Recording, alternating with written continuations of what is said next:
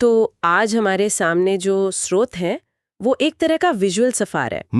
ये हमें ब्रह्मांड की सबसे बड़ी सच्चाइयों से लेकर हमारे अपने घर यानी सौर मंडल तक ले जाएगा। बिल्कुल। और ये सफर शुरू होता है हर चीज की शुरुआत से, बिग बैंग। हाँ, बिग बैंग।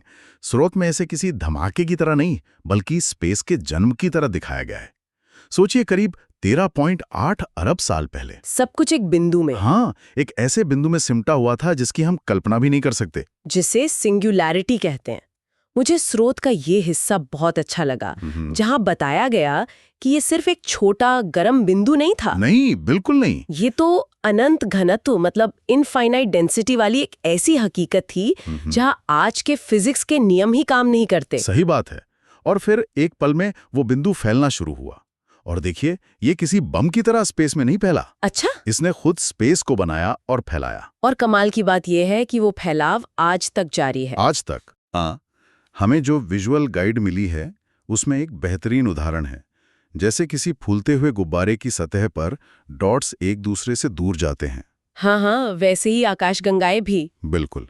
वैसी ही आकाशगंगाएं स्पेस के फैलने की वजह से एक दूसरे से दूर जा रही हैं। तो ये फैलाव सिर्फ एक तथ्य नहीं है, ये एक तरह की गूंज है। स्रोत इसे बिग बैंग का बचा हुआ सबूत कहता है। एक तरह का सबूत।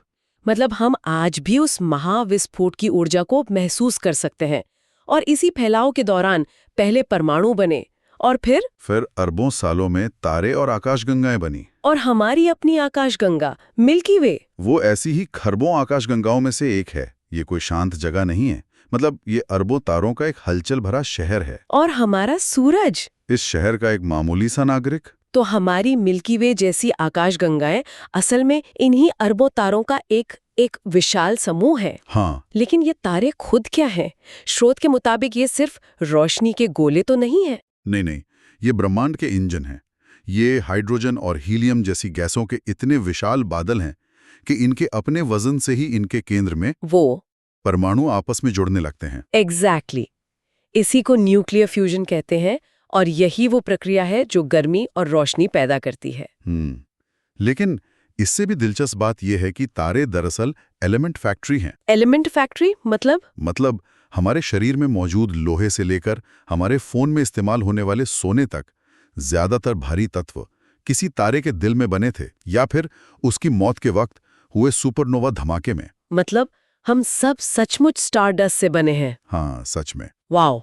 और गाइड में ये भी बताया गया है कि तारों का रंग उनकी उम्र और तापमान का राज खोलता है। हाँ, ये बहुत दिलचस्प है। जो नीले तारे हैं वो युवा, गर्म और जैसे तेज जलने वाले रॉकस्टार्स की तरह है ना? बिल्कुल सही। जबकि लाल तारे ज्यादा ठंडे और बूढ़े होते हैं, वो अपनी ऊर्जा धीरे धीरे इस्तेमाल करते हैं। और हमारा सूरज बीच में कहीं है, एक संतुलित मध्यम आयु का पीला तारा। और इसी संतुलित तारे के चारों ओर हमारा सौरमंडल टिका है। हाँ, सूरज की जबरदस्त ग्रेविटी ने ही सब कुछ बांध रखा है। 8 ग्रह, अनगिनत चट्टानी टुकड़े जिन्हें एस्टेरॉइड कहते हैं, और बर्फीले धूमकेतु यानी कॉमेट्स, सब एक ऑर्बिट में। इन ग्रहों को भी मोटे तौर पर 2 तरह का माना जा सकता है, ठीक है? हाँ, बिल्कुल। स्रोत के विजुअल्स ये बहुत अच्छे से दिखाते हैं। पहले 4 यानी बुध, शुक्र, पृथ्वी और मंगल, ये चट्टानी और छोटे हैं। इन्हें अंदरूनी ग्रह कहते हैं। और फिर एक एस्टेरॉइड बेल्ट के पार गैस और बर्फ के विशाल गोले हैं, बृहस्पति, शनि, यूरेनस और नेपच्यून। बाहरी ग्रह? हाँ, बाहरी ग्रह।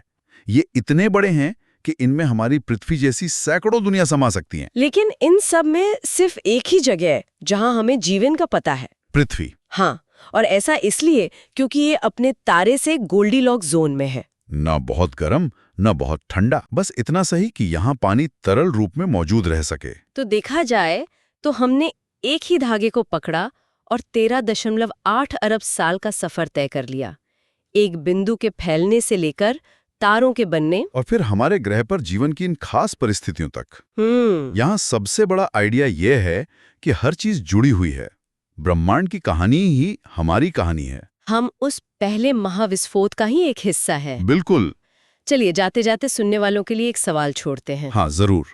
स्रोत हमें बताता है कि हमारी आकाशगंगा में ही 200 अरब से ज्यादा तारे हैं। 200 अरब? और ब्रह्मांड में ऐसी अरबों आकाशगंगाएं हैं। इन चौंका देने वाले आंकड़ों को देखते हुए क्या ये सोचना जायज है कि हम अकेले हैं? बहुत बड़ा सवाल है। स्रोत साफ कहता है कि पृथ्वी अब तक ज्ञात एकमात्र जीवन वाला ग्रह है। ये अब तक शब्द अपने आप में एक बहुत बड़ी संभावना छोड़ जाता है ना? हाँ, और एक बहुत गहरा सवाल। सूर्य के चारों ओर चक्कर लगाने वाले 8 ग्रहों की जानकारी देता है, पर ये सिर्फ एक लिस्ट नहीं है, ये एक परिवार की कहानी जैसी है। एक ऐसा परिवार जहां हर सदस्य मतलब बिल्कुल अलग है, अपने अपने मिजाज का मालिक। कोई बेहद गर्म है तो कोई एकदम ठंडा और शांत। बिल्कुल सही कहा आपने। ये कहानी है चरम सीमाओं की। इस चर्चा का मकसद सिर्फ ये जानना नहीं है कि कौन सा ग्रह कहाँ है, बल्कि ये समझना है कि एक ही तारे के इर्द गिर्द इतने अलग अलग तरह के संसार कैसे बन गए। हर ग्रह अपने आप में एक पहेली है। चलिए इन पहेलियों को एक एक करके सुलझाने की कोशिश करते हैं। ठीक है, तो चलिए इसे परत दर परत खोलते हैं। कहानी शुरू होती है सूर्य के सबसे करीबी पड़ोसी बुध से। इन्फोग्राफिक कहता है कि ये सबसे छोटा ग्रह है, चट्टानी है और गड्ढों से भरा है।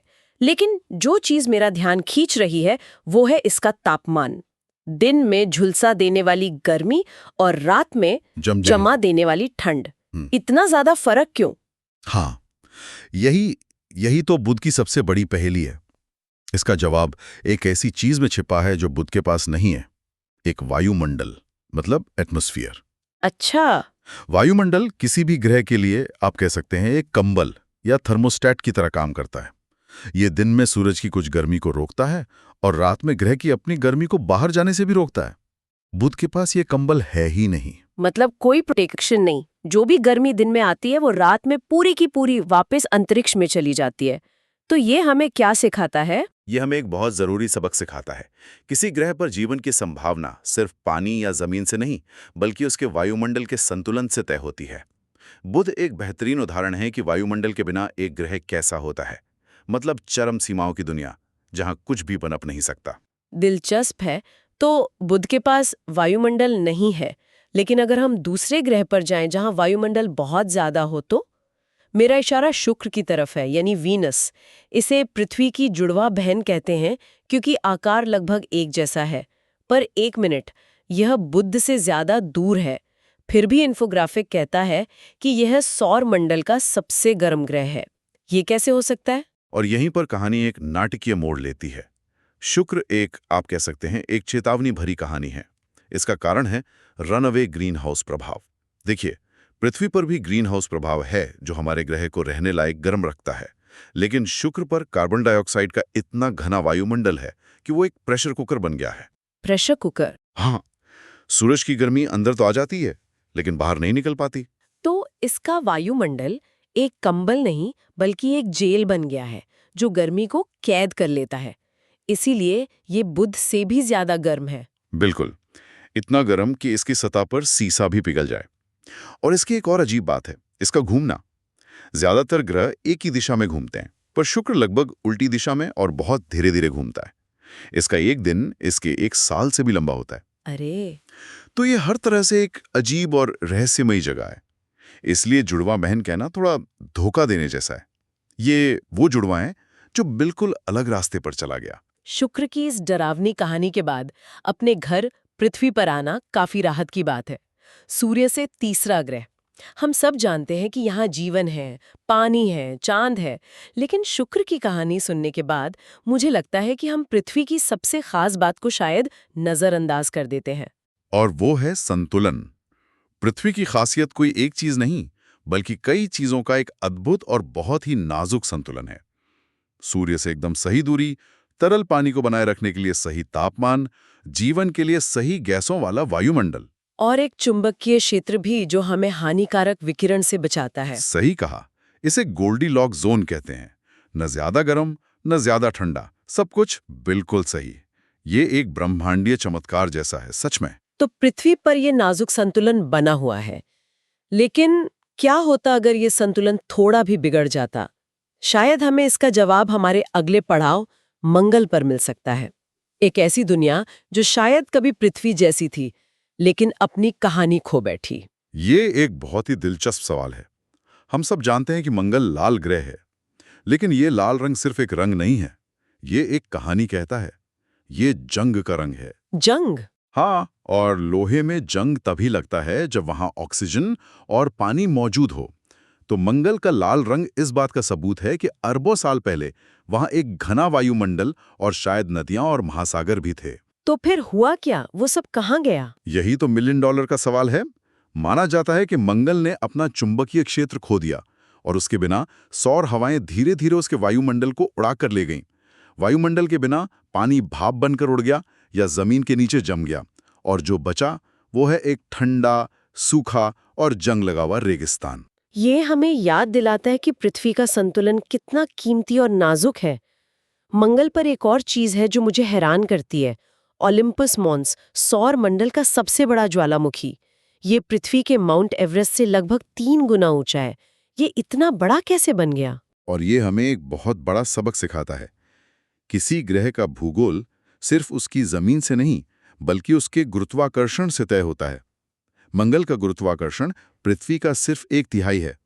कम गुरुत्वाकर्षण की वजह से वहां के ज्वालामुखी इतने विशाल आकार तक बढ़ पाए जो पृथ्वी पर मुमकिन ही नहीं है। मतलब हर ग्रह के अपने नियम होते हैं। बिल्कुल, हर ग्रह के अपने भौतिकी के नियम होते हैं जो तय करते हैं कि वहां क्या मुमकिन है और क्या नहीं। कमाल है। तो अब तक हमने उन ग्रहों को देखा है जिन पर हम सैद्धांतिक रूप से उतर सकते हैं, जिनकी सतह चट्टानी है। लेकिन अब हम एक ऐसी दुनिया में जा रहे हैं जहां जमीन का कोई मतलब ही नहीं है। क्षुद्र ग्रह पट्टी के पार बृहस्पति एक पूरी तरह से अलग खेल है। हाँ, ये सौर मंडल का विभाजन है। हम स्थलीय ग्रहों के दायरे को छोड़कर अब गैस के दानवों के साम्राज्य में प्रवेश कर रहे हैं। यहाँ नियम पूरी तरह से बदल जाते हैं, आकार, संरचना, सब कुछ। और इस साम्राज्य का राजा है बृहस्पति, यानी जुपिटर। राजा कहना बिल्कुल सही है। ये इतना बड़ा है कि बाकी सारे 7 ग्रह इसके अंदर समा सकते हैं। और इसकी सबसे बड़ी पहचान इसका ग्रेट रेड स्पॉट। इन्फोग्राफिक के अनुसार एक बहुत बड़ा तूफान है। सिर्फ बहुत बड़ा कहना इसकी शान में गुस्ताखी होगी। वो तूफान अकेला हमारी पूरी पृथ्वी से बड़ा है। सच में? जी हाँ, और ये कम से कम 400 सालों से चल रहा है। जरा कल्पना कीजिए, एक ऐसा तूफान जो एक ग्रह से बड़ा हो और सदियों तक चले। ये बृहस्पति की शक्ति और पैमाने का प्रतीक है। ये तो अविश्वसनीय है। और इसके 80 से ज्यादा चंद्रमा हैं। इसका एक चंद्रमा गैनीमेड तो बुध ग्रह से भी बड़ा है। ये तो एक ग्रह के अंदर पूरा सौरमंडल होने जैसा है। इसीलिए बृहस्पति को अक्सर एक असफल तारा या मिनी सोलर सिस्टम कहा जाता है। ये इतना बड़ा है कि अगर थोड़ा और बड़ा होता तो शायद एक तारा बन सकता था। इसके चारों ओर घूमते चंद्रमा, जिनमें से कुछ पर बर्फीली महासागर हो सकते हैं, अपने आप में खोज के लिए पूरी दुनिया है। बृहस्पति सिर्फ एक ग्रह नहीं है, ये हमारे सौर मंडल का दूसरा गुरुत्वाकर्षण केंद्र है। बृहस्पति की इस जबरदस्त शक्ति के बाद अगला ग्रह थोड़ा शांत और सुंदर लगता है, शनि यानी सैटर्न। बचपन में जब मैंने पहली बार शनि के छल्लों की तस्वीर देखी थी तो मुझे लगा था कि वो कोई ठोस चिकनी सी प्लेट होगी। और ये जानना कि वो छल्ले ठोस नहीं है, बल्कि बर्फ और चट्टान के अरबों टुकड़ों से बने हैं, कुछ धूल के कण जितने छोटे तो कुछ एक घर जितने बड़े, यह आज भी हैरान करता है। ये छल्ले शायद किसी टूटे हुए चंद्रमा या धूमकेतु के अवशेष हैं जो अब शनि की परिक्रमा कर रहे हैं। वे सौर मंडल के सबसे खूबसूरत गहने हैं। बिल्कुल। और शनि के बारे में एक और मजेदार बात जो इन्फोग्राफिक में है, वो मुझे हमेशा से बहुत पसंद है। इसका घनत्व यानी डेंसिटी इतनी कम है कि अगर आप इसे रखने के लिए एक बहुत बड़ा बाथटब खोज पाएं तो ये पानी पर तैरेगा। हाँ, बस आपको इसे रखने के लिए ब्रह्मांड का सबसे बड़ा बाथटब चाहिए होगा। लेकिन ये मजाकिया तथ्य हमें एक गहरी बात बताता है। विशाल होने का मतलब हमेशा भारी होना नहीं होता है। शनि मुख्य रूप से हाइड्रोजन और हीलियम जैसी हल्की गैसों से बना है, इसीलिए इसका औसत घनत्व पानी से भी कम है। ये एक गैस का गुब्बारा है, पत्थर नहीं। बृहस्पति और शनि गैस के दानव है, लेकिन अब हम और भी अजीब ग्रहों की ओर बढ़ रहे हैं। 7वां ग्रह अरुण यानी यूरेनस। इसे इन्फोग्राफिक में बर्फीला विशाल कहा गया है। गैस विशाल और बर्फीले विशाल में क्या फर्क है? एक छोटा लेकिन महत्वपूर्ण फर्क है। बर्फीले विशाल ग्रहों के केंद्र में चट्टान और बर्फ का एक बड़ा ठोस हिस्सा होता है, जिसके ऊपर गैस की परतें होती हैं। इनमें मीथेन जैसी गैसें ज्यादा होती हैं, जो इन्हें इनका वो नीला हरा रंग देती हैं। लेकिन अरुण की सबसे अजीब बात इसका रंग नहीं, बल्कि इसका रवैया है। इसका रवैया मतलब ये कि ये सौर मंडल का सबसे बड़ा विद्रोही है। जहां बाकी सारे ग्रह अपनी धुरी पर कमोबेश सीधे घूमते हैं, वहीं अरुण अपनी तरफ 98 डिग्री झुका हुआ है। 98 डिग्री? हाँ, ये सीधा घूमने के बजाय एक लुढ़कती हुई गेंद की तरह सूर्य का चक्कर लगाता है। ठीक है, ये तो वाकई बहुत अजीब है। ऐसा क्यों है? सबसे प्रबल सिद्धांत ये है कि अरबों साल पहले जब सौर मंडल बन ही रहा था, पृथ्वी के आकार की किसी बहुत बड़ी चीज से इसकी जबरदस्त टक्कर हुई होगी। उस टक्कर ने इसे एक तरफ गिरा दिया। ये हमें हमारे सौर मंडल के हिंसक और उथल-पुथल भरे शुरुआती इतिहास की एक झलक देता है। ये कोई शांत जगह नहीं थी, ये एक कॉस्मिक बिलियर्ड्स टेबल की तरह थी, जहां ग्रह एक दूसरे से टकरा रहे थे। और जरा सोचिए, वहां मौसम कैसा होता होगा। 42 साल तक एक ध्रुव पर लगातार दिन और फिर 42 साल तक दूसरे ध्रुव पर लगातार रात। ये तो कल्पना से भी परे है। बिल्कुल। और अब हम अपनी यात्रा के अंतिम पड़ाव पर पहुंचते हैं। सौर मंडल का सबसे बाहरी किनारा, जहां सूरज आसमान में बस एक चमकीले तारे जैसा दिखता है। 8वां ग्रह वरुण यानी नेपच्यून। एक और बर्फीला विशाल गहरे नीले रंग का। लेकिन जो बात मुझे चौंका रही है वो ये है कि यहाँ सौर मंडल की सबसे तेज हवाएं चलती हैं, 2000 किलोमीटर प्रति घंटे से भी ज्यादा रफ्तार से। एक मिनट, ये तो सूर्य से सबसे दूर है, ये सबसे ठंडा ग्रह है, तो इतनी तेज हवाओं के लिए ऊर्जा कहाँ से आ रही है? और यही वरुण का सबसे बड़ा रहस्य है। सूर्य से इतनी कम ऊर्जा मिलने के बावजूद यहाँ इतनी ज्यादा मौसमी गतिविधियां क्यों होती हैं? इसका एक संभावित जवाब यह है कि वरुण के अंदर से गर्मी निकल रही है, जो इसके बनने के समय से ही बची हुई है। ये ग्रह अंदर से गर्म है, जो इसके वायुमंडल को चलाता है। अच्छा। हाँ, ये उन पहेलियों में से एक है जो दिखाती हैं कि हम अभी भी सौर मंडल के बारे में कितना कम जानते हैं। और ये बहुत दूर है। इसका एक साल हमारे 165 सालों के बराबर होता है। मतलब जब तक वरुण सूरज का एक चक्कर पूरा करता है, पृथ्वी पर कई पीढ़ियां गुजर जाती हैं। इससे हमें सौर मंडल के असली पैमाने का अंदाजा होता है। बिल्कुल, ये हमें विनम्र बनाता है। हमारी पूरी जिंदगी ब्रह्मांड के समय के पैमाने पर एक पलक झपकने जैसी है। तो हमने ये पूरी यात्रा कर ली, सूर्य के पास के गर्म चट्टानी ग्रहों से लेकर बाहरी ठंडे विशाल गैस और बर्फीले ग्रहों तक। इस पूरी कहानी का सार क्या है? अगर हम एक बड़ी तस्वीर देखें तो सार ये है कि हमारा सौर मंडल अविश्वसनीय रूप से विविध है। हर ग्रह एक अलग प्रयोग जैसा लगता है। शुक्र हमें दिखाता है कि ग्रीन हाउस प्रभाव क्या कर सकता है। मंगल दिखाता है कि एक ग्रह अपना जीवन कैसे खो सकता है। बृहस्पति दिखाता है कि एक ग्रह कितना विशाल हो सकता है। और अरुण दिखाता है कि ब्रह्मांड का इतिहास कितना हिंसक रहा है। सही। ये सिर्फ चट्टान और गैस के गोले नहीं हैं। ये 8 अलग अलग कहानियां हैं जो हमें बताती हैं कि ग्रह कैसे बनते हैं, कैसे विकसित होते हैं और कितने अलग अलग तरीकों से मौजूद हो सकते हैं। आज की चर्चा से कुछ यादगार बातें हैं। एक ग्रह जो पानी पर तैर सकता है, एक तूफान जो हमारी पूरी पृथ्वी से बड़ा है, और एक ग्रह जो लुढ़कते हुए सूर्य की परिक्रमा करता है। ये याद दिलाता है कि हकीकत कल्पना से कहीं ज्यादा अजीब और अद्भुत हो सकती है। जाते जाते एक विचार छोड़ जाते हैं। इस स्रोत में 8 ग्रहों की बात हुई है, पर हम में से कई लोगों ने स्कूल में 9 ग्रहों के बारे में पढ़ा था, जिसमें प्लूटो भी शामिल था, जिसे 2006 में बौने ग्रह का दर्जा दे दिया गया। ये एक महत्वपूर्ण सवाल खड़ा करता है। आखिर एक ग्रह की परिभाषा क्या है? ये कोई पत्थर पर लिखी लकीर नहीं है। ये एक वैज्ञानिक परिभाषा है जिसे हम बनाते और बदलते हैं। बिल्कुल। और अब जब हम दूसरे तारों के चारों ओर हजारों नए ग्रह, जिन्हें एक्सोप्लैनेट कहते हैं, खोज रहे हैं, कुछ बृहस्पति से बड़े, कुछ पृथ्वी जैसे, कुछ ऐसे जो किसी भी चीज से मेल नहीं खाते, तो ग्रह होने की हमारी समझ भविष्य में कैसे और विकसित होगी, इस पर सोचना वाकई दिलचस्प है। आज हम बात कर रहे हैं सूरज की। मेरे हाथ में एक इन्फोग्राफिक है और इसमें एक आंकड़ा है जिसने मुझे सच में चौंका दिया है। अच्छा। कौन सा? कि हमारे पूरे सौर मंडल का 99.86% वजन वो अकेले सूरज का है। हाँ, ये सोचना भी मुश्किल है, वो कितना विशाल है। बिल्कुल। तो आज हम इसी इन्फोग्राफिक की मदद से ये समझेंगे कि सूरज असल में बना कैसे है और जो मिशंस इसके इतने करीब जा रहे हैं वो किन रहस्यों को सुलझाना चाहते हैं। जरूर, चलिए देखते हैं। तो शुरुआत इसी विशाल आकार से करते हैं। इन्फोग्राफिक कहता है कि सूरज का व्यास पृथ्वी से 109 गुना ज्यादा है। 109 गुना? हाँ, मतलब आप एक लाइन में 109 पृथ्वी रख सकते हैं।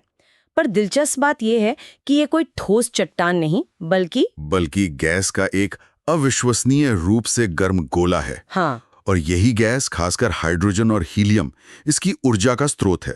सूरज के कोर में, मतलब सबसे भीतरी हिस्से में, न्यूक्लियर फ्यूजन होता है, जहां हाइड्रोजन हीलियम में बदलता है। बिल्कुल। और इसी प्रोसेस में वो ऊर्जा निकलती है जो हम तक पहुंचती है, रोशनी और गर्मी बनकर। और यहीं पर एक बहुत बड़ी पहेली भी है ना? इन्फोग्राफिक में सूरज की परतें दिखाई गई हैं, कोर, फिर रेडिएटिव जोन, और फिर सतह, जिसे फोटोस्फीयर कहते हैं। हाँ, और सतह का तापमान है करीब 5,500 डिग्री सेल्सियस। लेकिन अजीब बात यह है कि सबसे बाहरी परत, कोरोना, उसका तापमान लाखों डिग्री है। हाँ, 10 लाख डिग्री से भी ज्यादा। ये तो ऐसा हुआ जैसे आप किसी आग से दूर जा रहे हो और गर्मी बढ़ने लगे। सही कहा। ये विज्ञान के सबसे बड़े रहस्यों में से एक है। और इसी कोरोना हीटिंग प्रॉब्लम को सुलझाने के लिए नासा का पार्कर सोलर प्रोब जैसे मिशन भेजे गए हैं। तो सवाल ये है कि हम इन चीजों का पता कैसे लगाते हैं? यहीं पर भारत के आदित्य L1 जैसे मिशन की भूमिका आती है। इन्फोग्राफिक में बताया गया है कि ये 2023 में लॉन्च हुआ और लैग्रेंज पॉइंट L1 पर तैनात है। ये L1 पॉइंट क्या चीज है? लैग्रांज पॉइंट L1 को आप अंतरिक्ष में एक तरह का पार्किंग स्पॉट समझिए। Parking spot. हाँ, ये पृथ्वी और सूरज के बीच एक ऐसी जगह है जहां दोनों की ग्रेविटी, मतलब गुरुत्वाकर्षण खिंचाव, बैलेंस हो जाता है। अच्छा, तो इसका फायदा ये है कि आदित्य L1 को वहां टिके रहने के लिए ज्यादा मेहनत नहीं करनी पड़ती। बिल्कुल, ज्यादा ईंधन नहीं जलाना पड़ता और वो बिना किसी ग्रहण के लगातार सूरज पर नजर रख सकता है। और इसका मुख्य काम क्या है? क्या ये भी कोरोना की गर्मी का राज पता कर रहा है? इसका फोकस थोड़ा अलग है। आदित्य L1 सौर हवाओं, मतलब सूरज से निकलने वाले चार्ज पार्टिकल्स और सौर ज्वालाओं का अध्ययन कर रहा है। Solar flares. हाँ, सोलर फ्लेयर्स। ये अंतरिक्ष में रेडिएशन के शक्तिशाली विस्फोट हैं जो हमारे सैटेलाइट्स को खराब कर सकते हैं, पावर ग्रिड को ठप कर सकते हैं। तो आदित्य L1 एक तरह से अंतरिक्ष के मौसम का पूर्वानुमान लगाने में हमारी मदद कर रहा है। तो क्या ये कहना सही होगा कि ये सभी मिशन एक दूसरे के पूरक हैं, जैसे कोई एक पहेली के अलग अलग हिस्सों को जोड़ रहा हो? बिल्कुल सही। ये एक ग्लोबल टीम एफर्ट है। नासा का पार्कर सोलर प्रोब वो दिलेर खिलाड़ी है जो सूरज के सबसे करीब जाकर उसे एक तरह से छूने की कोशिश कर रहा है। और सबसे तेज मानव निर्मित वस्तु भी है ना? हाँ, वही यूरोपियन स्पेस एजेंसी का सोलर ऑर्बिटर एक अनोखे एंगल से सूरज को देख रहा है। ये पहला मिशन है जो सूरज के ध्रुवों की तस्वीरें ले रहा है, वो हिस्से जो हमें पृथ्वी से कभी नहीं दिखते। और फिर SDO भी है, सोलर डायनामिक्स ऑब्जर्वेटरी। हाँ, उसका भी जिक्र है। वो तो जैसे 24 घंटे काम करने वाला एक हाई डेफिनेशन फोटोग्राफर है। हर कुछ सेकंड में सूरज की हैरान कर देने वाली तस्वीरें भेजता है। तो जहां पार्कर जूम इन करके देख रहा है, वहीं SDO हमें लगातार बड़ी तस्वीर दिखा रहा है। बिल्कुल, ये सब मिलकर हमें सूरज की एक पूरी समझ दे रहे हैं। तो जाहिर है हम ये सब सिर्फ अपनी जिज्ञासा शांत करने के लिए नहीं कर रहे, इसका हमारी टेक्नोलॉजी पे सीधा असर है। निश्चित रूप से। हम सूरज का अध्ययन इसलिए करते हैं क्योंकि उसकी हर छोटी बड़ी हलचल का असर हमारी तकनीक निर्भर दुनिया पर पड़ता है।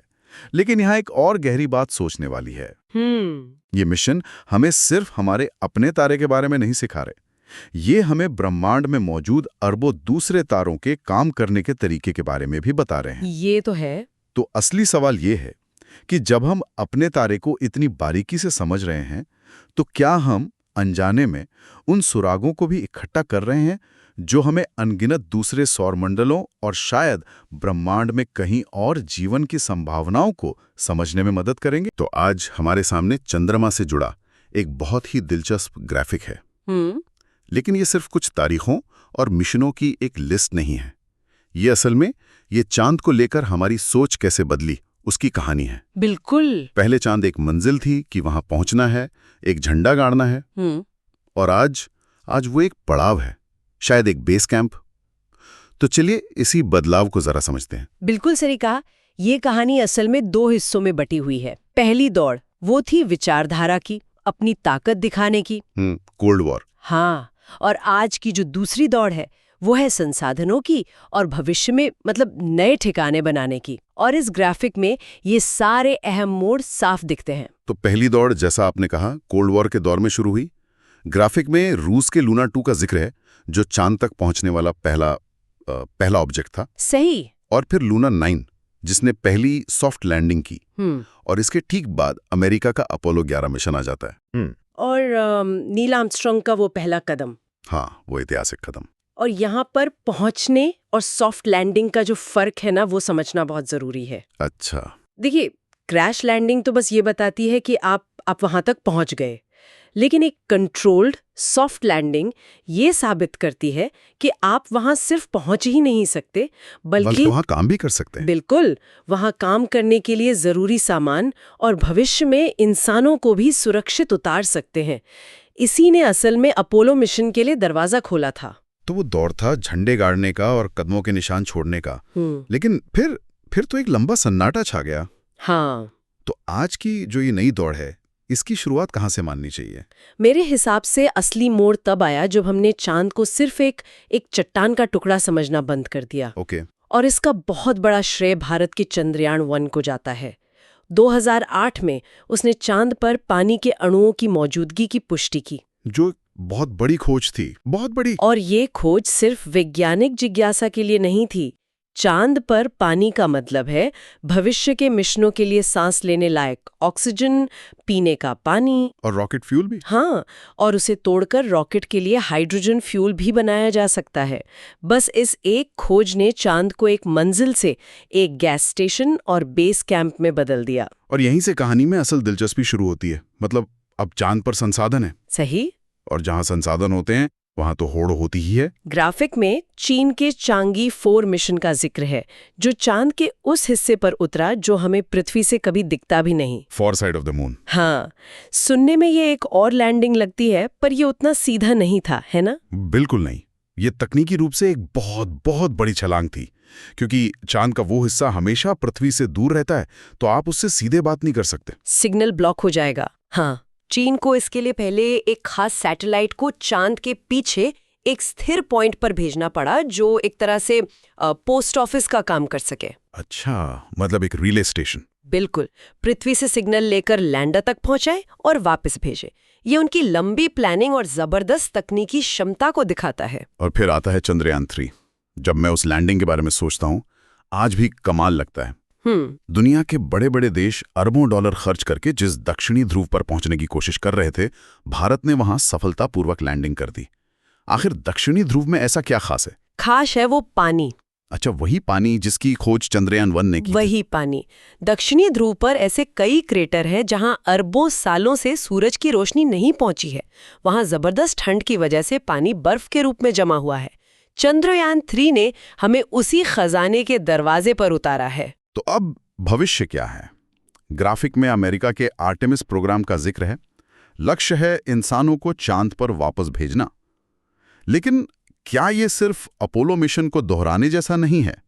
नहीं, और यहीं पर सबसे बड़ा फर्क है। अपोलो का मकसद था जाओ, झंडा गाड़ो और वापस आ जाओ। हाँ।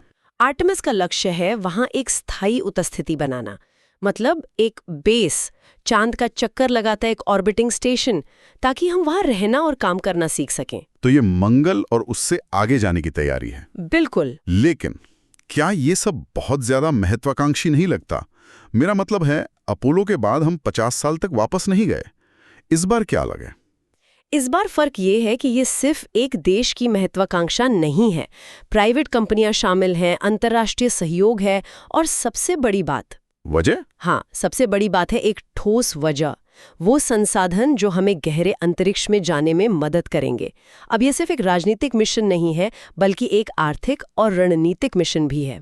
तो कुल मिलाकर चांद अब रात के आसमान की कोई शांत सुंदर चीज नहीं रहा। नहीं, ये तो भू राजनीति, विज्ञान और इंसान के भविष्य का, कह सकते हैं, अगला बड़ा अखाड़ा बन गया है। और ये हमें एक बहुत अहम सवाल पर छोड़ जाता है।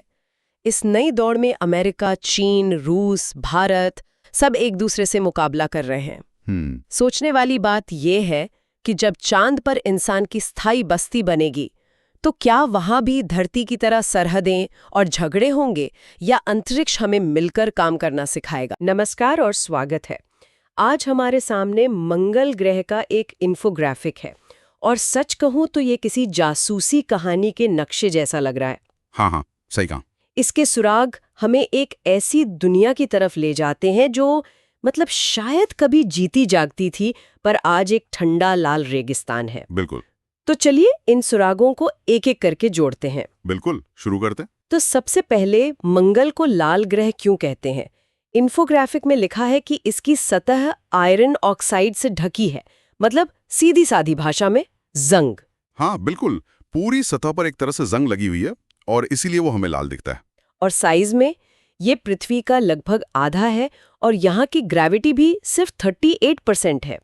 इसका मतलब तो हुआ कि हम वहाँ सुपर हीरो की तरह उछल सकते हैं। हाँ, उछल तो सकते हैं, पर बिना स्पेस सूट के एक पल भी नहीं। अच्छा। और इसकी सबसे बड़ी वजह है मंगल का वायुमंडल। वो ना के बराबर है। ना के बराबर? हाँ, बहुत पतला। और उसमें 95% से ज्यादा तो सिर्फ कार्बन डाइऑक्साइड है, तो ये गर्मी को रोक ही नहीं पाता। इसीलिए वहां का औसत तापमान -63 डिग्री सेल्सियस रहता है। -63 डिग्री? बाप रे!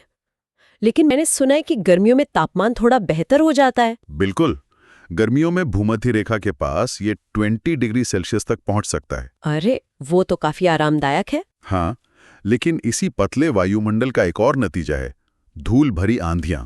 अच्छा, वो तो मैंने भी सुना है। और ये कोई मामूली आंधियां नहीं होती, ये पूरे ग्रह को महीनों तक अपनी चपेट में ले सकती हैं। कमाल है।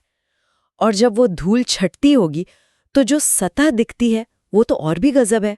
इन्फोग्राफिक में एक नाम है ओलिम्पस मॉन्स। Olympus Mons. ये सौर मंडल का सबसे बड़ा ज्वालामुखी है, माउंट एवरेस्ट से लगभग 3 गुना ऊंचा। 3 गुना? हाँ।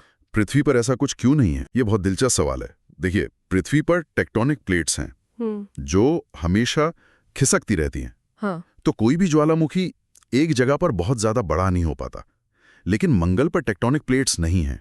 अच्छा, तो सब कुछ स्थिर है। सही है। तुम लाखों सालों तक लावा एक ही जगह से निकलता रहा और जमता गया, और उससे बन गया ओलंपस मॉन्स जैसा विशाल पहाड़। कमाल है। और सिर्फ ज्वालामुखी ही नहीं, यहाँ वैलिस मैरिनेरिस नाम की एक घाटी भी है। विशाल तो बहुत छोटा शब्द है उसके लिए। सच में? वो घाटी इतनी बड़ी है कि अगर उसे पृथ्वी पर रखें तो वो पूरे अमेरिका के एक छोर से दूसरे छोर तक फैल जाएगी। ये तो अविश्वसनीय है। तो ये दोनों चीजें, ओलंपस मॉन्स और वैलिस मैरिनेरिस, ये बताती हैं कि मंगल का अतीत बहुत सक्रिय रहा होगा। बिल्कुल। और ध्रुवों पर जमी पानी और कार्बन डाइऑक्साइड की बर्फ की चादरें भी हैं। पर आज तो सब सूखा और बंजर लगता है। लेकिन इस इन्फोग्राफिक्स में सबसे चौंकाने वाली बात ये है कि यहाँ कभी तरल पानी बहता था। हाँ, सूखी नदियों के निशान मिले हैं। ये तो पूरी कहानी ही बदल देता है ना? बिल्कुल। ये इस जासूसी कहानी का सबसे अहम सुराग है। अरबों साल पहले मंगल की सतह पर नदियां बहती थीं, शायद झीलें और समुद्र भी थे। और जहाँ पानी होता है वहाँ सवाल उठता है जीवन का। क्या वहाँ जीवन था? अभी तक हमें कोई पक्का सबूत तो नहीं मिला है, पर हमारी सारी खोज इसी पर केंद्रित है। और इसी सवाल का जवाब ढूंढने के लिए हमने अपने रोबोटिक जासूस वहां भेजे हैं, है ना? जैसे नासा का परसिवियरेंस और क्यूरियोसिटी। हाँ, ये रोवर्स असल में चलती फिरते जियोलॉजी लैब्स हैं। पुरानी चट्टानों और मिट्टी का विश्लेषण करते हैं, खास तौर पर जीवन के निशानों की तलाश में। और इस खोज में भारत भी पीछे नहीं है। ये तो हमें भूलना ही नहीं चाहिए। बिल्कुल नहीं। हमारा इसरो अपने मंगलयान मिशन के साथ पहले ही प्रयास में मंगल की कक्षा में पहुंचने वाला दुनिया का पहला देश बना था। वो एक असाधारण उपलब्धि थी। तो हमने एक ऐसी दुनिया की तस्वीर जोड़ी है जो आज ठंडी और वीरान है, पर अरबों साल पहले शायद गीली और गर्म थी। एक ऐसी दुनिया जहां जीवन की संभावना हो सकती थी। सही कहा। और ये हमें एक बहुत बड़े सवाल के साथ छोड़ जाता है। क्या? अगर मंगल पर कभी जीवन के लिए इतनी अच्छी परिस्थितियां थीं, तो उस दुनिया का हुआ क्या? वो सारा पानी कहाँ गया? वो घना वायुमंडल कैसे गायब हो गया? ये सिर्फ मंगल के बारे में एक सवाल नहीं है, ये हमें अपने ग्रह के भविष्य के बारे में भी सोचने पर मजबूर करता है।